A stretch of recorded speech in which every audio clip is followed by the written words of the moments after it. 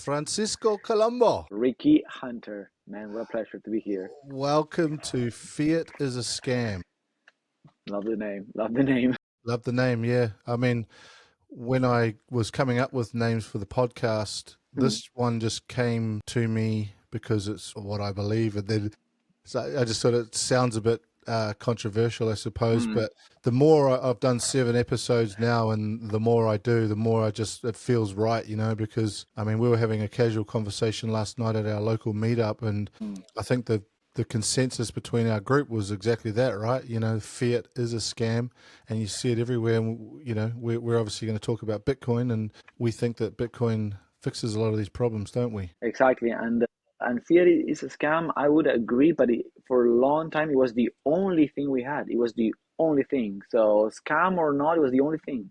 And then Bitcoin appeared, and then people, of course, think, oh, Bitcoin is a scam. That's what most people used to think, and still think nowadays, honestly. But that is slowly shifting. And compared to Bitcoin, I do agree Fiat is a scam, 100%. Well, it's almost it's probably less of a scam, and it's more about the rules of the game, isn't it? So it's a game. The fiat world is a game, and the rules are skewed, and it's not fair.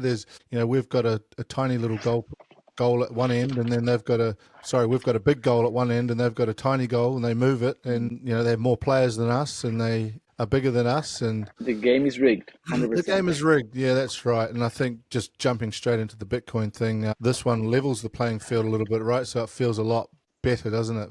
More fair. Yes, 100%. And I love how you say it, like being rigged and the rules.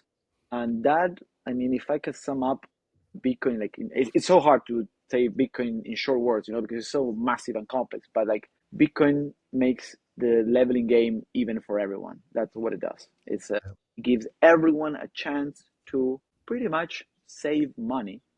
Most people see Bitcoin as something risky because they only focus on the price. We used to think Bitcoin was risky as well. That's why when we just started, okay, I'm just going to put some money there, just a little bit, we see it risky. Like, what, if I lose it, it's fine. But as time goes by, you see, okay, this is not so risky anymore. Like the price changed. But once you know that the price can change, but you know that technology is stable, then you don't see so much risk anymore. But if I can sum up Bitcoin, it would be like, yeah, it allows everyone to save money long term. It rewards saving because, as you said, fiat is a scam. The fiat system punish you if you want to save money. If you hold any dollars and you do nothing and time goes by, it's against you. You lose the purchasing power. While with Bitcoin, happens the opposite, or at least for the past 17 years. That's what has been happening, Yeah, and I don't see it slowing up. We're just talking about the government or the Reserve Bank and the centralized banks, being the big players in that game, and they control all the chips basically. But I almost feel that because we are still kind of early into Bitcoin, that we're getting the first mover advantage, aren't we? We're the ones that have got the advantage over the central banks at the moment. 100%. And there are people who have more Bitcoin than countries or institutions. And that's, I mean, we know, but in case the audience doesn't know, but Bitcoin has a limited supply. There's ever going to be 21 million. And how Bitcoin was mined at the beginning, there was 50 Bitcoins every 10 minutes. And then every 4 minutes, every 4 years, it goes half. So 25 and 10 minutes and so on. So how it was designed, it was to reward early adopters. And who were the early adopters? Well, people like you and me, but people that had a lot of technical knowledge, like people who were into computers and cryptography. It was hard to learn about Bitcoin first, and Satoshi Nakamoto wanted to reward people who's like, okay, if you're trying this technology for the first time, I'm just gonna reward you if you mine, of course, just like anyone can. That's why I love so much that everyone had the chance to learn about Bitcoin early. It's just if you had the internet, you could learn about Bitcoin. It was just a matter of sit down, do some homework, and spend some time in it. But it's not like a company that only a few people are invited to, I don't know, do a VC investment and do a seed. No, like this is everyone who had the internet could access Bitcoin if they wanted, and they still can. That's the thing, right? You have internet, you can access Bitcoin. It's a beautiful thing. Hey, mate, let's start at the Bitcoin meetup in Queenstown, because that's where I first met you. And correct me if I'm wrong. Have you've been sort of the main driving force of the Queenstown meetup? Is that how that worked? Actually, the person who was always driving the Queenstown meetup has been Rob. Has been Rob. Rob, Yeah. yeah, Rob. it's someone I really admire because of what he's done. I remember I just arrived to Queenstown after a few years. I saw in a newspaper on the Lace Weekly, the bulletin saying like Bitcoin lessons. And I didn't go because I think it was for beginners and I knew a little bit about it. I should have gone, so I had the chance to meet Rob earlier. But I was just helping him doing more often and getting more advertisement and word of mouth. You know, you never know how to share this information, if it's Facebook, if it's bulletin, or how you do it at first. And of course there was not much interest as well, you know, but along with Rob, we together it's like, okay, let's do this on monthly basis, constantly. Maybe it's just the two of us, but yeah, we're just going to talk about Bitcoin, which is awesome. So I think the consistency on the monthly meetup is important, and it's, as you saw yesterday, like meant for beginners, meant for advanced people, like anyone who's keen about learning about Bitcoin is welcome, which I think is awesome. And I think Queenstown especially, it's an awesome place for that. What do you think? 100%, bro. I mean, the people that we've met over the last year or so since I've been coming to the meetups, you know, we meet people from all over the world, don't we? Every meetup, it's really interesting. But yeah, I just want to acknowledge Rob as well. He's the man, bro, and I'm hoping to get him on the podcast at some stage. And he's actually a bit of a legend in this space where we are. You know, he's got a lot of knowledge, and you know, the reason why I asked that is because when I came to the first meetup, you were obviously there. And also, because I wasn't on Facebook, you know, so I was, you know, I'd been in Bitcoin since 2020, late 2020, and didn't know where to connect. You know, I just had me and my buddy basically, and now my wife, who just had to cop it because this was this new thing that I'd discovered, and I was so excited about it. So I used to chew her ear off about it, and then my mate, and then obviously a lot of stuff online. But it wasn't until, yeah, like I said, a year or so ago that I actually discovered the meetup. And man, I'm so glad I have, because there's a lot of cool people in this town, dedicated people, all pushing the same sort of message, if you like, you know, like trying to grow out the community. I never realized how important that was. And I think, yeah, last night we had a good mix of new Bitcoiners and obviously people that have been around for a long time. And it's always due to the all-time high, isn't it, or the fact that the price is sort of doing well, that brings new people into the space, which is absolutely awesome. I expect we'll see some more new faces at upcoming meetups, just due to the price appreciation. Yeah, I 100% agree. And the price makes an effect on that. It's inevitable. But the good thing is that when you've been long enough, you know, like the price, you know that long term it has the potential to keep going up. And actually, if the price goes down, it's a great chance to buy some more. But like having people like you to show every time, because there's always something new to learn. And it's not like we talk just about, of course, the price is a topic, but it's so much more deeper than that. I think each one is in a different stage of their Bitcoin journey. You know, someone just starting. Oh, I don't understand these. Like I love how yesterday some people said like, oh, I saw it on Instagram. I saw it advertised. I just came. I have no idea. I want to learn. And that's amazing, you know. Yeah. Like it takes courage to come. Like I have no idea, but let's see how it goes. I just go by myself. And the fact that it's so welcoming. Like I've been to different conferences, and being able to talk to people you don't know, but either they know about Bitcoin or they want to learn about Bitcoin, that's a different mindset. It's like, I'm open to learn. And as you know, you and I, we can't get enough of talking about Bitcoin. So we're always, if someone want to hear about Bitcoin, well, they're going to Yeah, get man. some to talk about Bitcoin. But it's, No, yeah. it's an obsession, you know, and I don't mind admitting that. You know, I'll tell anybody that it's an obsession.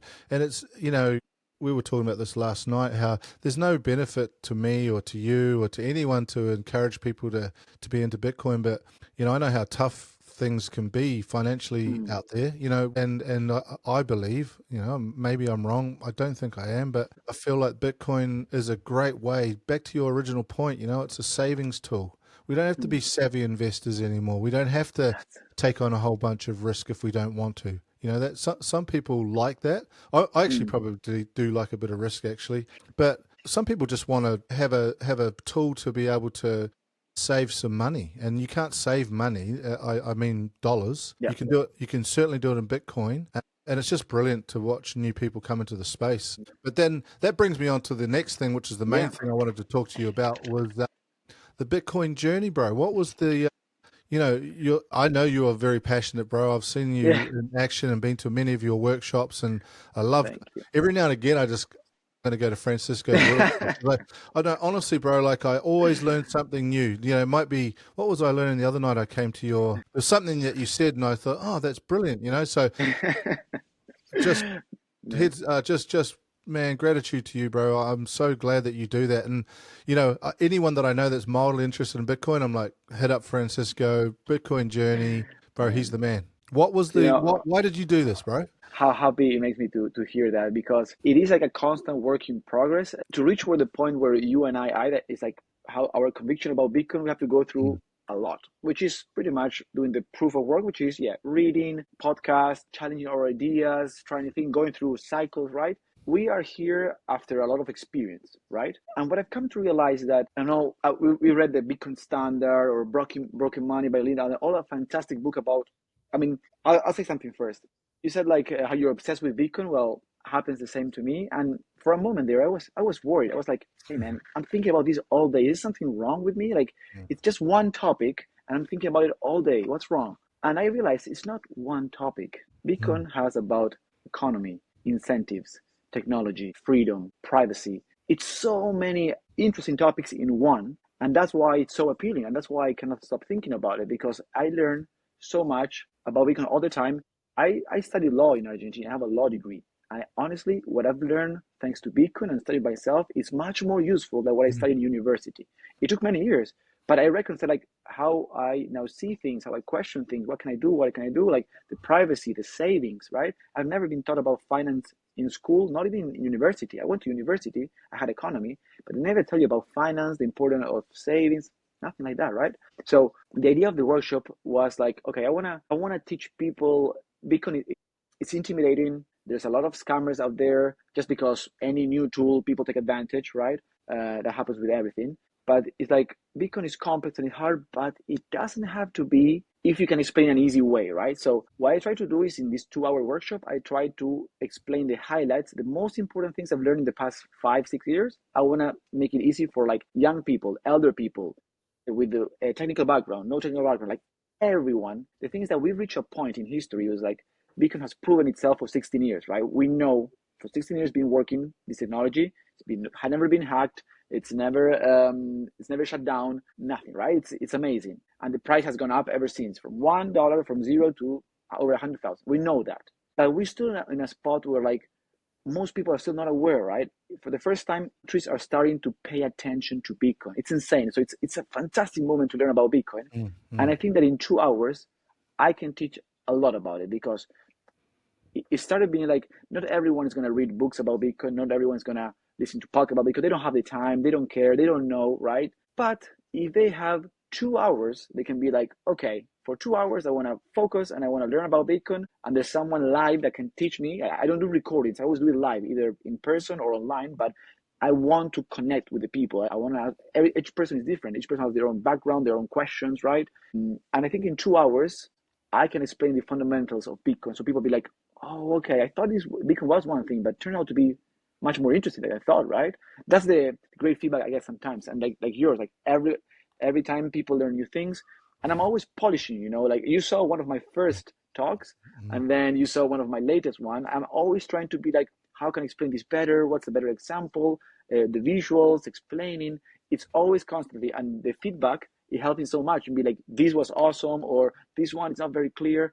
I'm always working on it, just mm. because it's education, it's teaching, right? No, bro. Um, I was actually going to say that I've followed your progression from when you started to where you are, and there's just like these little improvements each and every time. And mate, I just wanted to say, like, it's so incredible that you are able to explain Bitcoin in 2 hours, because yeah, if I start trying to explain it to somebody, I end up way in the weeds.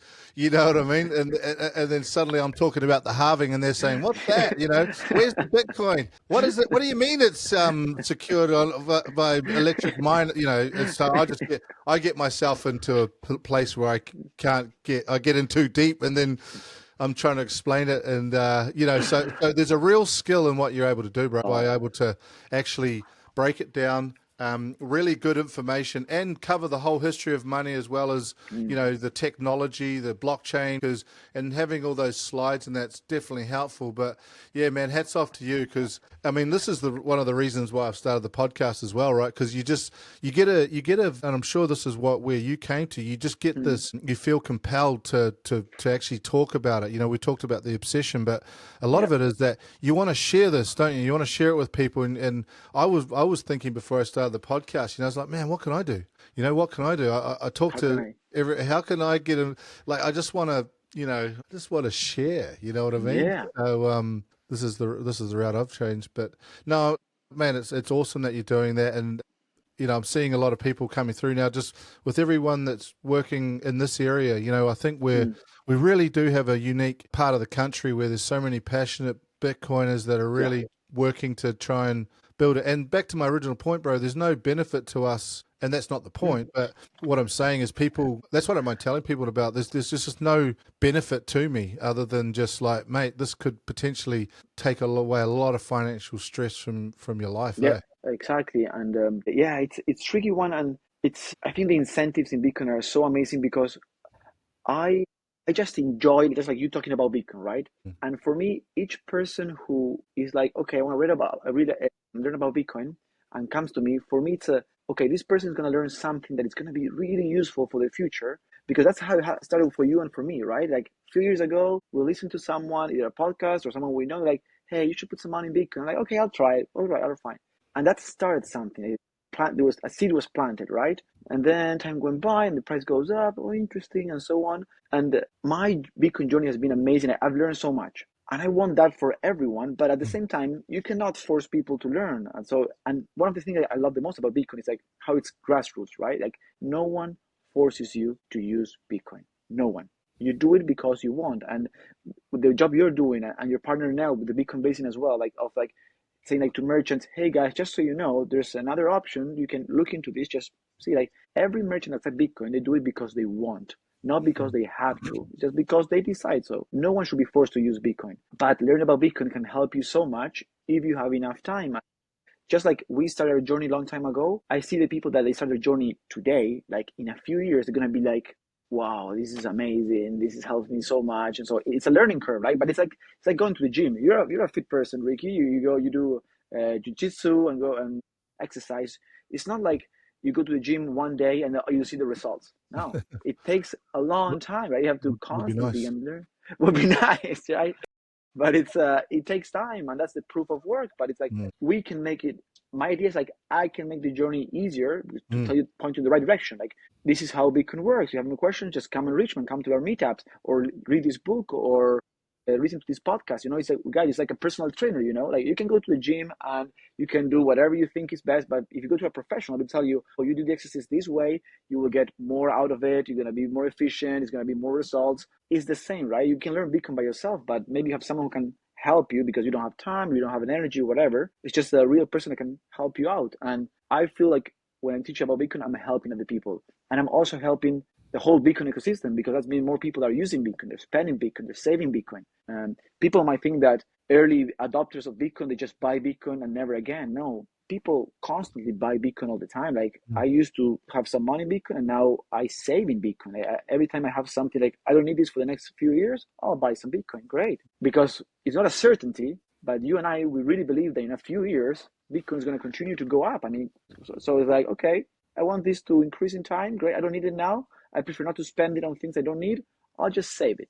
Great. You'll be rewarded in a few years for that. yeah, no, you did right, bro. What do you reckon the biggest sort of, well, is there a common sort of um what's the word? Resistance to learning about Bitcoin from people that come to your workshops. Is there a common? What Mm. are the skeptical things that people say to you, bro, about Bitcoin? Or That's a good one. There's like people, they all have the same question that we had at the beginning, right? But some of the most common is like it's not backed by anything, it's like because of the idea of the money that we have now, the fiat money is backed by the government, which backed doesn't mean they have any reserves or nothing to back it up. It's like it has value because they say so and they can enforce you and they make you pay taxes with it. You have to use it. You cannot refuse that, right? So it's just like it's enforced by law. right? By power. That's what it's backed for. But then they learn about, I told them it's backed by energy and the miner. There's a cost to make this money, unlike paper money, there's no cost, it's just paper. Well, to mine Bitcoin, you need to give electricity, energy, and so on. So that's one of the most common one. People are very scared about the volatility still. Mm, Like, yeah. it's like, what if it goes to zero? What if it goes to zero? That's what they say. I'm like, and I tell them, Bitcoin used to be zero, like 16 years ago when no one was using it. Now everyone's using it. Governments are starting to have some reserve. Like, I mean, it's unless the technology breaks, which I think is kindly unlikely. Every time people panic and they're like, "Oh, the price." My only question I do is like, "Does the technology work? Can I send some Bitcoin to someone? Can I do a peer-to-peer transaction?" If the answer is yes, then I'm fine because it's doing what it's meant to do. The price changes because of macroeconomics and political things you cannot foresee, like anything, like the housing prices and the stock prices and interest rate, whatever. But one thing is the price, and one thing is the technology. And on my workshop, I want to focus, learn how the technology works, because if you know how the technology works, you will learn why the Yeah. price could go up forever. Yeah. Yeah. The volatility is a funny one. And you and I see it as, Sailor calls it a feature to the technology, right? Last night at the meetup there, I met a guy that was, I thought he was there for the meetup, but Hmm? it turns out he was, I don't know if I introduced you, he is a bond trader from London. No. Yeah. So he was sort of picking up he was there by himself, and Okay. he just could pick up the chat in the room, basically. He kept on hearing Bitcoin and obviously this. He's like, wait a minute. So anyway, I got talking to him, Yeah. and kind of a young fella, he's probably about your age, I suppose, and Hmm. sounds like he's been doing, corporate bond trading, equities and whatnot in London for 10 years. So Hmm. knows his shit, when it comes to that sort of Hmm. stuff. And he had a very interesting view on Bitcoin. Like one of those guys got in early, sold out, never got back in, very skeptical of it, and he was Still. sort of, oh, yeah, well, not skeptical he mentioned to me about the volatility, and I said, Yeah. well, over what period, because volatility, what do you mean? Are you talking about the day, the week, the month, or the year? You know what I mean? So, Nice. Nice. well, there you I'm gonna go. start using that. Yeah. And then, because I was saying, how are they going? How's he getting on with the bond trading that? And it's so difficult because it's not volatile at all. Hmm. That, so there's that, it's very difficult to make money in that space. And he's obviously personally invested in all his money into trading as well, as he works for a company that does it. Hmm. I'm like, bro, why don't you just? I don't understand why coming from your background, like I don't understand why you don't Hmm. And what did you say? explore it. Oh, he just sort of hadn't really given it any sort of thought. And I think it's a lot of people come from traditional Hmm. finance still think it's a joke. That they're very reluctant to change. And I mean, especially when it's someone like me that's a builder that didn't even know really about finance or economics till 5 years ago. Why is he going to listen to me? Like who am I? But it's that whole thing again of you can see it in a lot of industries, bro. Like they'll come Hmm. up with a new health thing. Remember fat was bad, caused lots of heart attacks, and then people started coming out and saying fat is good, animal fat's good, and low fat is bad. Well, it takes a long time for that to actually change in the Hmm. mainstream. The people, the powers that be, and I mean, you see that a good example is Jamie Dimon. J.P. Of. Morgan.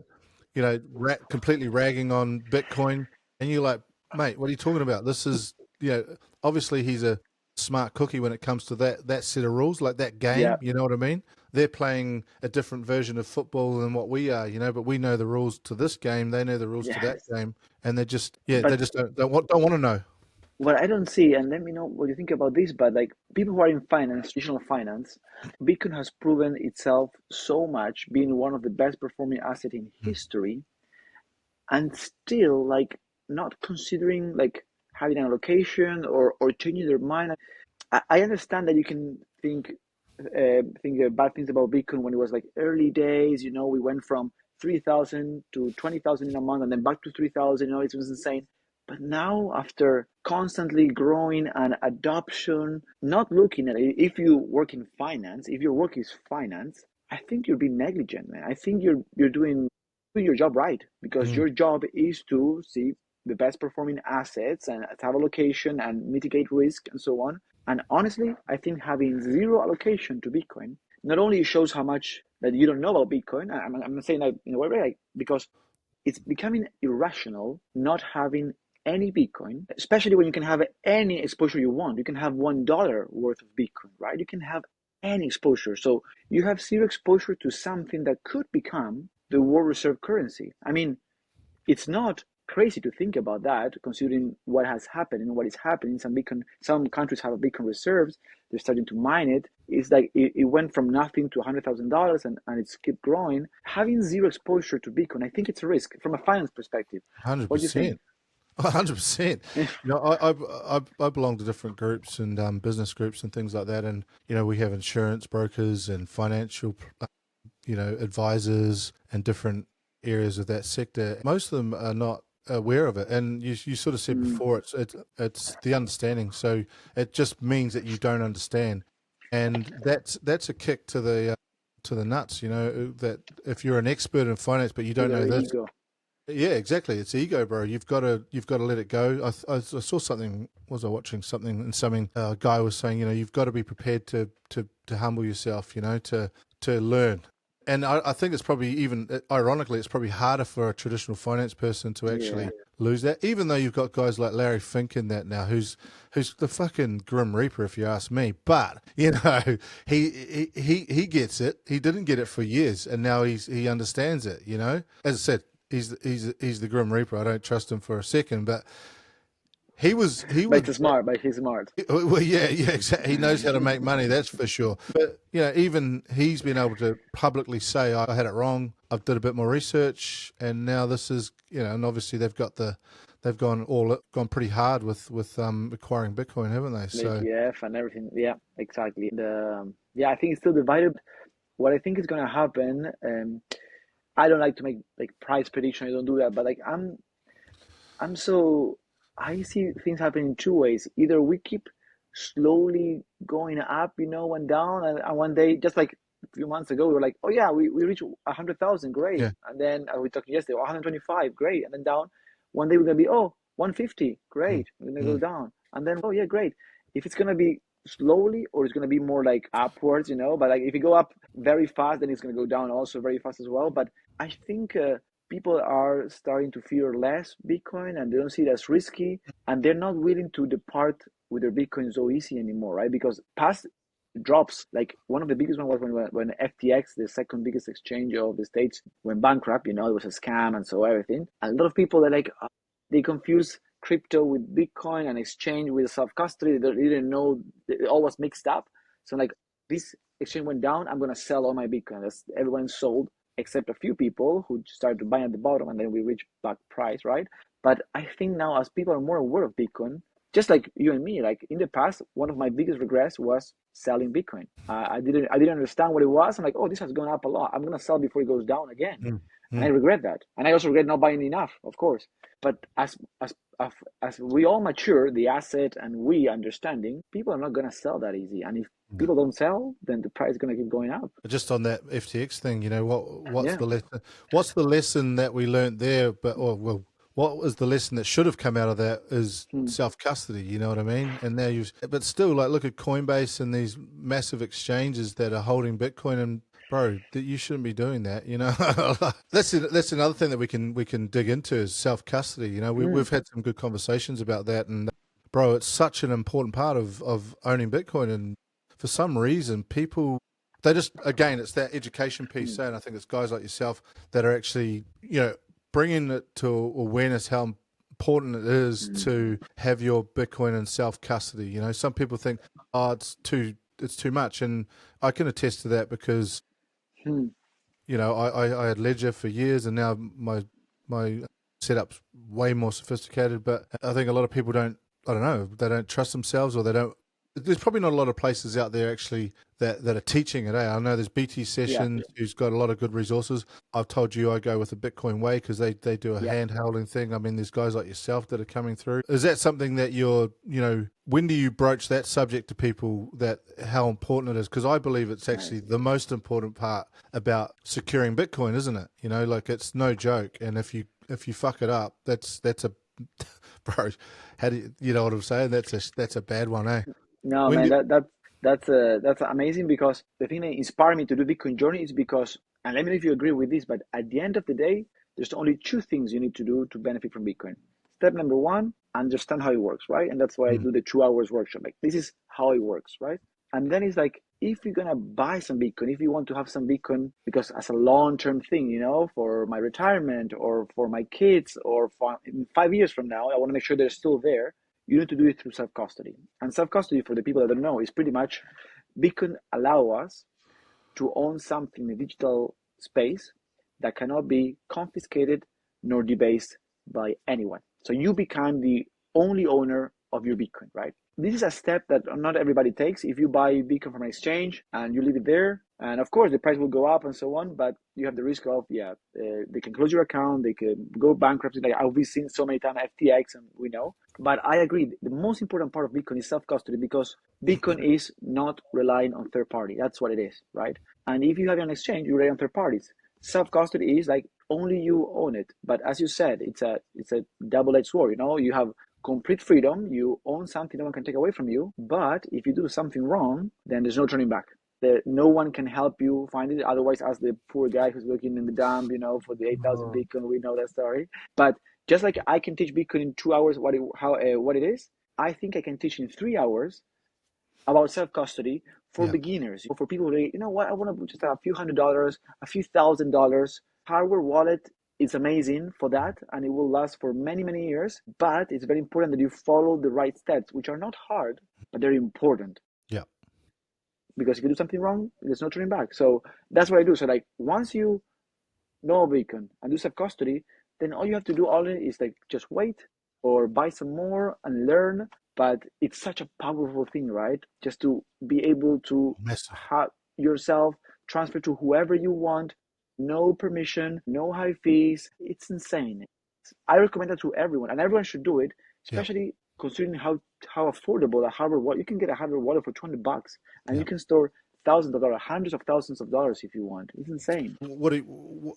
You just got to learn about it. Why wouldn't you want to learn about this? Like that's the part that gives me the most amount of peace of mind. There is a responsibility to it, and I do a lot of transactions because it's actually quite daunting at the start. We were talking about it last night to one of the Mm. newer guys about it's not just putting it on the hardware and then leaving it. You've got to use it. You've got to understand how to work with wallet addresses, and you've got to understand how to make transactions, sign transactions. Mm. I mean, I just do it for fun, actually, which Yeah. is maybe it's sad. I'm not sure, but Yeah. but now I'm proficient at it, right? So I can actually make a transaction. I can send it, labeling my transactions, seeing it Nice. on the blockchain, all that sort of stuff. Because it's a process, right? It's a progression of your learning, and you can't learn enough about self custody. It's not just a fact of putting it on a hardware wallet and then chucking it in your top drawer and you're done. Okay, Hmm. that's probably secure, but some of the things that the Bitcoin Way teaches is about disaster recovery. Okay, what happens if your house burns down, you lose Mm. everything, you've got no way of accessing your Bitcoin? Okay, we're going to set this up. We're going to set up this, and you need to set up this and have, it's I don't know the technical term, just having different things in different locations and all Mm. this sort of stuff. It's massively important. But to be honest, bro, that's the thing that gives me the most amount of peace of mind, and it's the thing that Nice. makes me sleep the best at night. Is having that. Man, I'm the same, and how, like, if the price drops of Bitcoin, you're not concerned because you see the balance there, Yeah, and you can see how the balance, you have the amount of Bitcoin, but slowly with time it grows. it It's doesn't matter. so powerful. But Yeah. I agree. But the good thing is that we all have our own pace, right? The jump you did from exchange to self custody with a ledger, and now that you did an upgrade, so it took time, but it was at your own time, right? It's like maybe you had it first, you didn't do much, but then. So my advice is like, if you do these first steps, like self custody, any amount, you've Mm. done a huge part of the way. And then slowly, I mean, one day you'll be like, oh, let's see this balance. Oh, wow, it has grown. Okay, how do I send some now? Okay, let's try. How do I? But like that can come whenever you want, right? It's like the same is like going to the gym or going to yoga. It's like it's good for you, but you're gonna do it when you feel like doing it, right? And this is the same. And Bitcoin is a learning curve. I just want to be there for the people who want to learn, to make it easier for them, because I think it's fulfilling for me. Like, I'm helping the community, and it's gonna learn a lot, and it create a bond and so on. And because as well, like like we have layer one of Bitcoin, layer two, but layer zero is the people. It was yesterday meetup. Is the, oh, I know you. Okay, you have Bitcoin, great, and you connect, even though you don't know each other, but we all know about something we agree on something very important, which is also creating value and the freedom and the privacy. But it's like, that's why when I do this workshop, I don't want to sound like, when with the Jehovah Witnesses that they go home to home, like, hey, Mm. would you like to hear about that? I'm like, I know people are gonna come when they're ready. So I'm like, I'm gonna be there for you. Like, if you want to learn about Bitcoin, I'm here. Maybe it's a few months from here, maybe it's a few days, maybe it's a year from here, but I'll be here. That's why I want to do like constant workshop. Like, whenever you want to learn, we'll help you out. But I don't want to pressure thing because we know it's amazing, and I think everyone should learn right now. But again, I don't want to force people. It's like they have to come from them. Oh, it's a long process too, isn't it? Like someone might have come to one of your workshops, and then you never see them again. But then you Yeah, might see them in 2 years' time or 3 years' time, and go, "Oh man," because now's the time, for whatever reason that's happening in that individual's life. I mean, I always talk about when I first heard about Bitcoin was right at the start on Facebook. I want to say 2010 or something like that, people talking about it. And yeah, I just was like, oh, what's this? I had no clue. I mean, I didn't know anything, and there's other times I remember, I think 2017, I remember some mates talking about it, like, oh, mm. Bitcoin. And, oh man, I just didn't really acknowledge the fact, you know what I It mean? was I not the just thought, time. It oh was yeah, not the whatever. time. Didn't miss. And then the other thing which really, I'm most gutted about is around 2015 to Mm. 2016 or whatever, or probably a little bit before. I was listening to a lot of Joe Rogan back then because when I was working or whatever, have the earphones in and just working, listening to podcasts. And back Mm. then there wasn't the amount of podcasts that there are today. And Joe Rogan was doing really good stuff back then. He'd have a lot of Mm. interesting, and I religiously used to listen to his podcast because I'd be working. Oh, there's a new Joe Rogan podcast. I'm going to put it on, but I missed Interesting. the Yeah. Andreas Antonopoulos podcast. That Ooh. I've actually gone back and watched that again, probably a year or so ago. I watched it, and my God, if there's a guy predicting the future, that podcast, anyone that's listening to this, go Mm. back and listen to that podcast of Andreas Antonopoulos on Joe Rogan. I think it was 2015 or somewhere around about that period. Bro, that dude Man, is like telling the future. And I guess at the time people were going, oh, you're whatever, mate. But that guy eh, was so ahead of his time, eh? man, amen. What you said, it's amazing. Well, this book actually, Mastering Bitcoin, it's from him, but it's very technical. So you know that Mm, I just use that to learn things and explain things, but I haven't read the whole thing because it's complex. It's like more for programmers. mm. But he also did the book, The Internet of Money, which is for more basic. But I agree. Like, if you go and see, if you type on YouTube Andres Antonopoulos, any video you will see from him, Yeah, 2011, 12, you know how he is amazing because mm. what every word he says then I know. is correct today. It have proven, like, he has stand time for so many years, and he was right. He was right then. He was right now. It's amazing. So he's the number one educator. He's someone I personally admire him. Yeah, yeah. I, Actually, I agree. I agree, bro. And actually, while you're saying that, the hairs on the back of my neck are standing up because you're so right. Because I've watched so much of his old, and I'm like, bro, this dude was on another level. There's that famous video of him at the that conference. There's one guy sitting yeah. in the crowd, and he's just spitting knowledge. And no one's there. My God, I mean, we Well, talk about it now, like people not responding to Bitcoin, but imagine that guy with the amount of knowledge and the conviction, and it was just a matter of fact, the way he speaks is like, this is what's happening, this is how this yeah. thing works. You guys are too dumb to see it. And he Just saw it watch. even before the price went up. Like, Oh yeah. he got it just from reading how the thing worked. Like, Mm, for mm. now, honestly, if you have the resources and the time but you just want to learn about Bitcoin, it's because you're being a little bit stubborn, meaning like Mm. you can learn however you want. Like, we have the facts. Back then, it was just a protocol that no one was using. It Yeah. was weird, and he could, yeah, hey guys, this is big.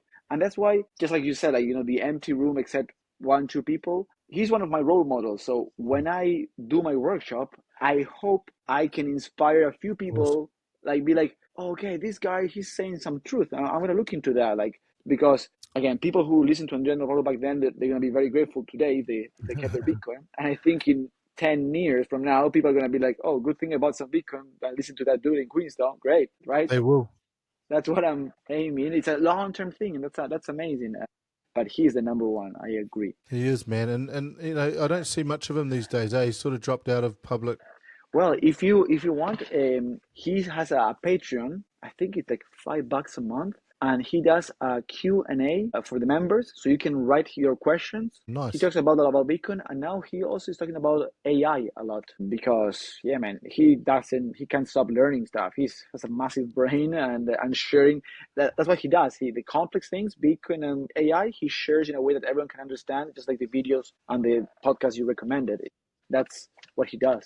Yeah, no, he's a badass when it comes to that sort of stuff. I don't suppose you've seen that Da Vinci video as well, telling everyone to buy it at $1. He's sort of known online, I suppose, but there's a famous video of him telling people at $1 buy Bitcoin. You know, even if you get one Bitcoin, he's saying, you know, in the future it's going to be worth this, and you know he wears that t-shirt. He wears a t-shirt that says "I told you so." You know what I mean? It's Already, I didn't yeah, know. I yeah. didn't know. A funny guy. But again, I think the reason why he understood it so quickly is because he Hmm. was also trying to create digital money at the same time.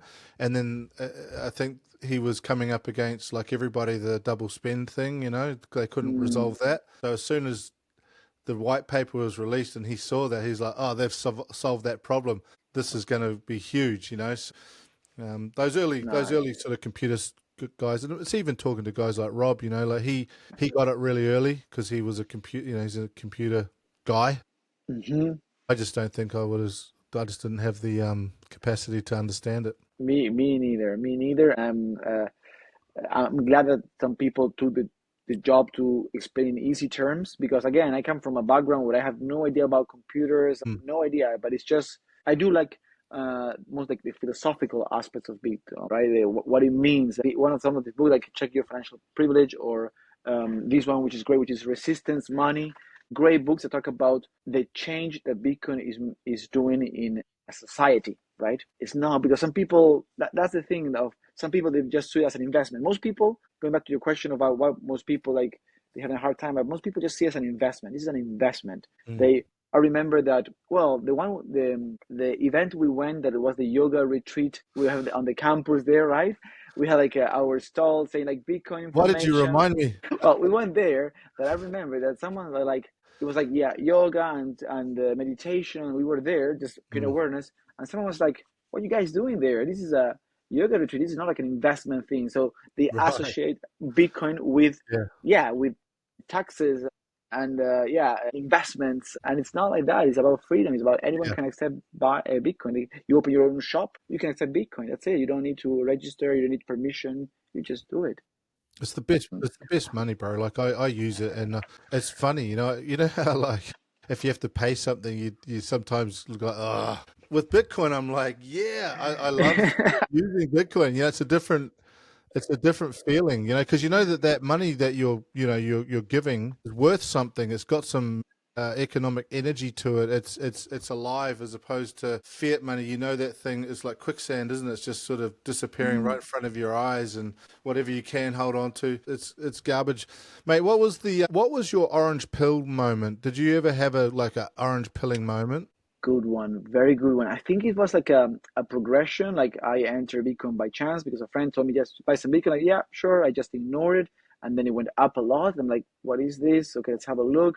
But it was Andreas Antonopoulos, like Gigi. She has an amazing text Mm. about yeah, from the philosophical point of view.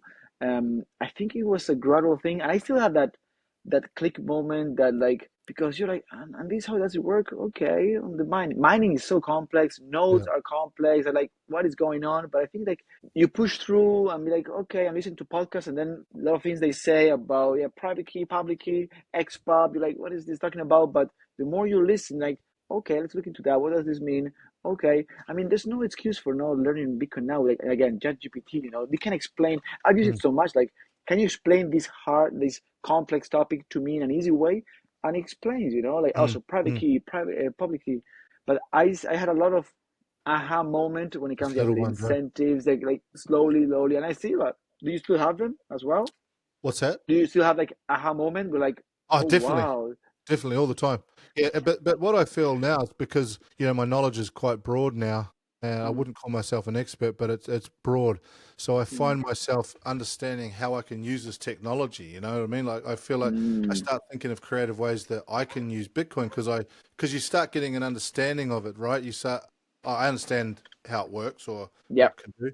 What if I did this? You know, what if I used it to do this? What if, oh yeah, I could do that? You know, so I guess I'm at that point, you know, where, and this is, you know, I always talk about like when electricity was invented, right? It was first, it's Mm, always the technology that's invented, then the innovation comes in behind it, doesn't it? So, you mm. know, electronics, and then of course by the advent of electronics and home appliances, then people can, you know, have kitchen appliances, we can have Nice. refrigerators, and then we have cake mixers, and it's all based on the technology of Good point. electricity, wasn't it? So, you know, so on and so forth. And Bitcoin's exactly that.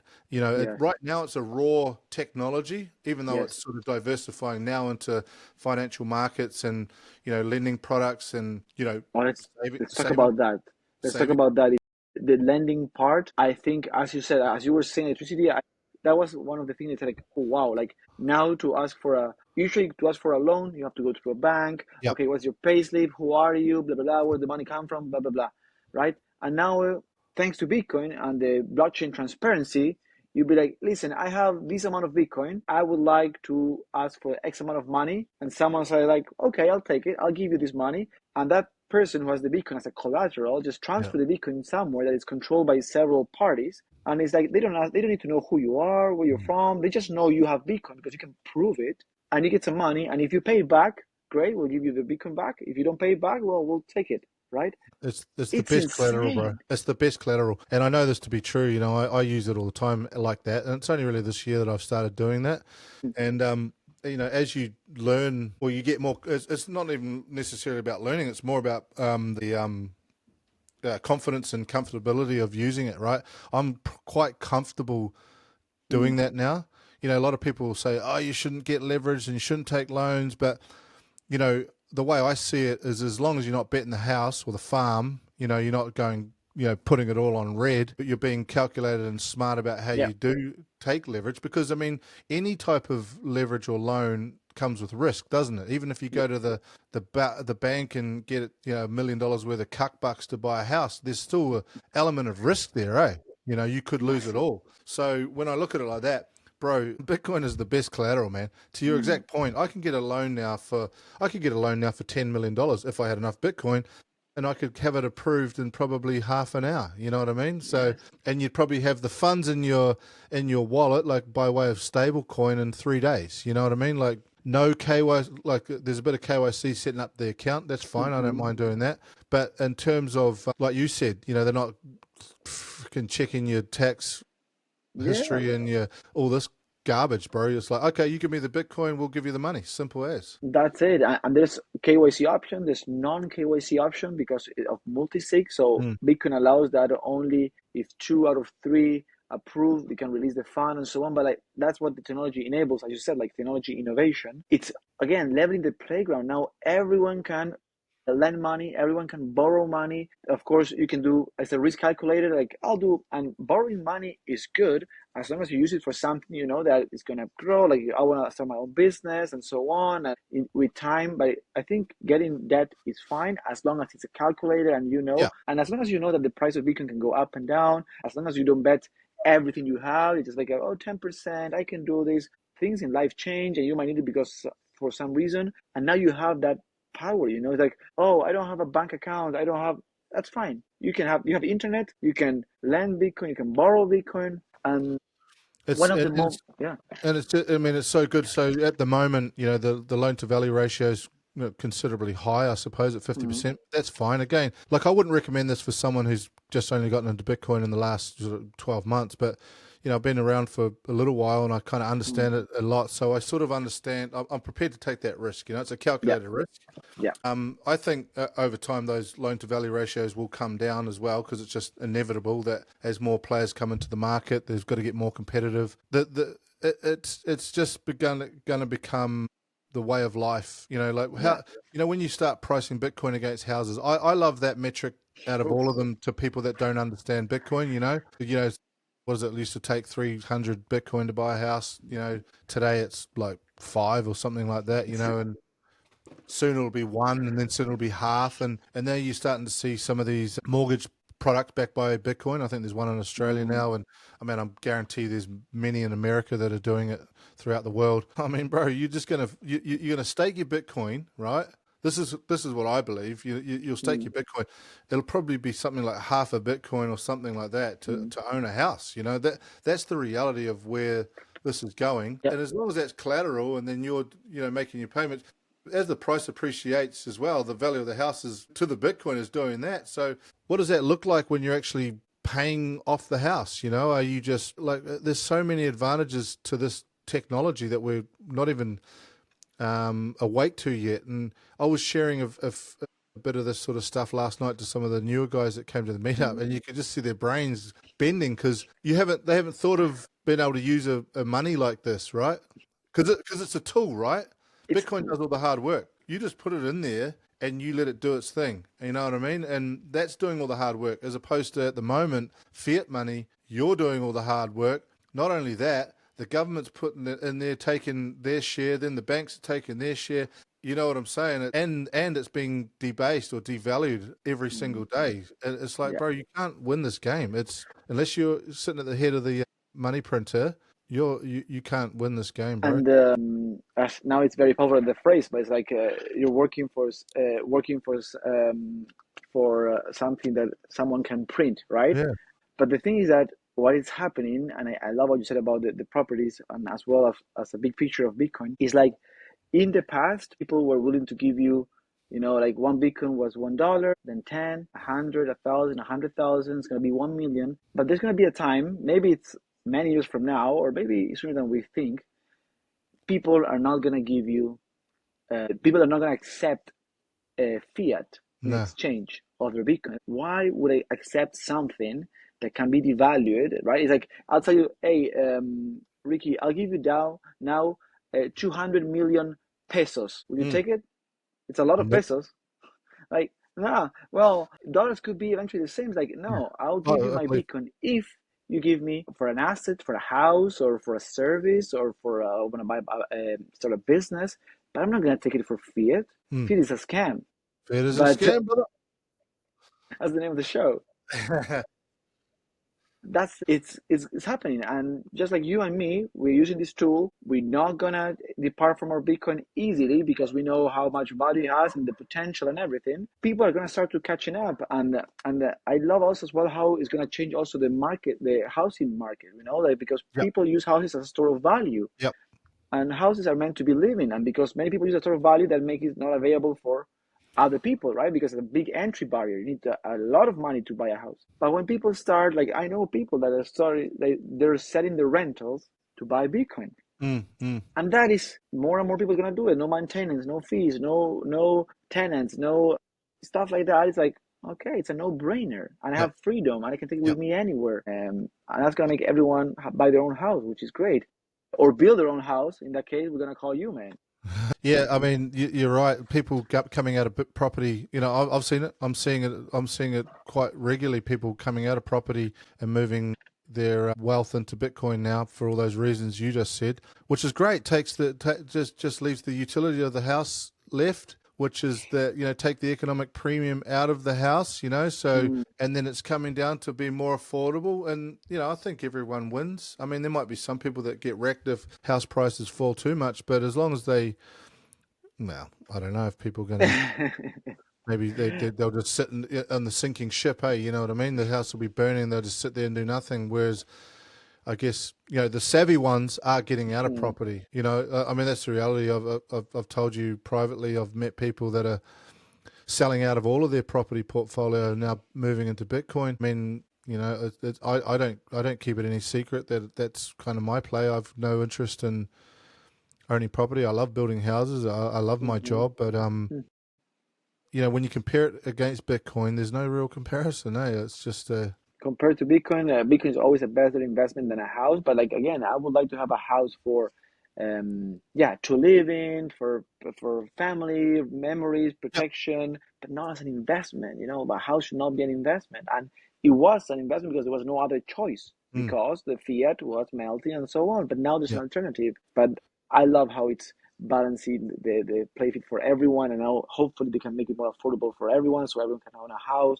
and it's not like one people with 20 houses, right? One person can have many bitcoins, yeah, please, but houses, like, again, But I mean, to be honest, like I'm a free market capitalist, so I think anyone should have, if someone wants to yeah, own 100 properties, then that's good for them because they've done that proof of work, taken yep, the risk, done all the things that they need to do in order to achieve that. So I've got no problem with that.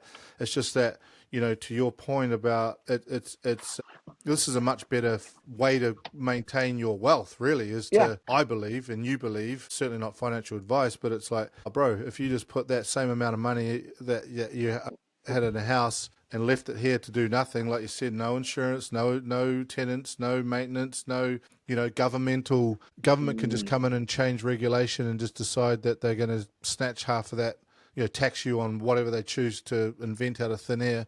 I mean, you saw yeah, that with the tax deductibility thing a few years ago with Labor, like just like what? Oh, we're doing that now. yeah, So, change the rules, yeah, and the other good thing too for people that wanted to buy a house in the future, like you say, you can start off with the front gate, right? You take out what's the front gate, maybe $250, sweet, put that into Bitcoin, you know. exactly, Oh, well, now we'll buy the front door, and now we get some windows, and we got one bedroom, and now we got two bedroom. Before you know it, you've actually saved for a house just because you've gotten the price yes, appreciation, you've dollar cost averaged into Bitcoin, and then maybe in a couple of years, price of the Bitcoin's done all the heavy lifting. You know what I mean? Like even if you're putting in a few $100s a week or maybe a month or whatever, over time that's going to yeah. accumulate. But then also the price appreciation of Bitcoin, while simultaneously the value of the home is decreasing. So I that's good. agree 100%. I agree. Like everyone can own as many houses as they want, but like Mm, Bitcoin is creating an incentive to be like this money is better not in houses but in Bitcoin actually, which will make the houses price go down, which more affordable. But it's a consequence of the system long term. But again, like we all want to make the most efficient decision out of our money, right? So that's why people are, oh, I buy some gold, I buy some. But again, we live in a game where you're forced to always be like, oh, okay. And some people love it, like Warren Buffett. I mean, he's a genius on what he does. He's like, mm, I want to buy cheap stocks and this and bonds, but he loves it. But there's a lot of people who like, I just want to work, do what I'm happy, spend time with my family. I don't want to spend time thinking about how to keep my money, right? And Bitcoin is that problem. It's the peace of mind being like, I know in Bitcoin it's gonna be safe and I can keep doing what I want. I want to save long term. If you like investment, great, but you need to study for that. You need to be a master of finance. You need to know what's happening. Be always because things change all the time. But Bitcoin is like, I know the money's safe. In 3 years, I know it's gonna be fine. Great. mm, I love that part, man. I love making things, and it's again, not everyone can buy a house. Not everyone can buy stocks. Not everyone can buy bonds because they don't have the knowledge, the tools, or the access. Everyone can buy Bitcoin. yeah. Everyone, you have a cell phone, you can start small, dollar of Bitcoin a month, great. That Mm. dollar of Bitcoin is going to be worth more in time. It's insane. It is, mate. Yeah. Hey, bro. Just finally, before we wrap it Mm. up, what do you think the vision for Bitcoin journey is? What are you hoping to achieve there? I enjoy so much giving the workshops and reaching people that I do love how it's slowly growing word of mouth. And it's a lot thanks to you. Thanks to you that you don't stop talking about Bitcoin, which is amazing. Yeah. And be It's like, you want to actually learn not about me. It's Bitcoin? just my obsession that just can't shut up about it. Well, keep it And up, man. and the other thing is, yeah, it's my obsession. But then the other thing is, I don't trust myself to teach anyone. So I need someone who's. I'm like, go to No, him. Don't listen to me. I love that because I want to reach more people. I love it so much that I would do it for free, but at the same Mm, time, I'm giving a service that is very useful. My goal is to, if I can make a living out of teaching Bitcoin, just because I want to teach as many people as possible. I don't care about one person with a lot of money. No, I want to help this small people, the plebs. Like again, that in a few years they're gonna be like, this makes a difference for them, right? And that's why these workshops, I want to keep them going. I want to grow word of mouth. I want to teach about self custody. I want to do one-on-one session, group session. But my idea, I see myself as a node on the network. It's like, you know what? You want to learn about Bitcoin? I know this guy is trustworthy. He will teach you the good stuff. It's not be that mm, one thing is Bitcoin, one thing is crypto. This is how you self custody. You don't do that. It's just someone you can trust. Because again, it's reputation. Reputation takes they say like a reputation take a lifetime to build and 1 second to be destroyed, right? But yeah. it's just like constantly. being there, helping, being a part of the community, and so on. And be like, you know that if you go to Francisco, he will teach you about Bitcoin the right way, and then you can make your own decision, right? Of course, I just provide information, not promises. But my idea is to being someone that people can access for help in the community, and that's why I want to do these workshops monthly basis. I'm doing one next month on the 23rd of October at the Chamber of Commerce, and it's free. And my idea is like on monthly basis, I do more. So when people are ready to learn, yeah, go to Francisco. He's gonna do a workshop next week. You're gonna like it, and then go from there, because I know this takes time. It's just about planting seed. About I love to be able to get people to ask their question and be like, okay, yeah, there's something wrong in the fact that that my money can be debased, that it can be confiscated with just for some random decision that I could not foreseen. Like in any government.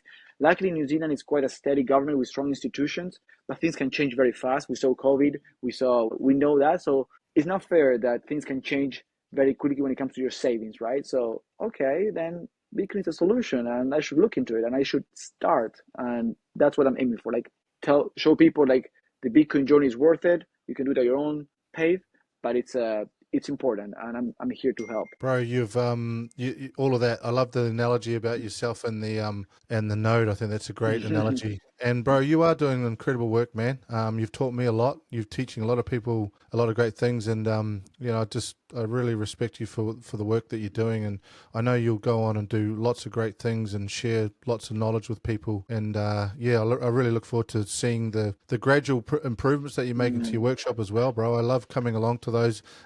Is Thank it you, sad? man. Is it sad when you just go along to a No, Bitcoin workshop for fun? You know what I mean? I But love it, man. I love it because it helps, and you just like me, like it's contagious, like your yeah, passion. And yeah, some people tell me that, like Francisco is very passionate, and it's because I think I something feel it. I believe in, and that's the same with you. You can Yeah, man. you can feel it, and it's contagious. Like, wow, okay, this is interesting. It's not the same of being a workshop and just like reading all the time. No, it's transfer the energy, and you do that as well, and you spreading the words. It's amazing.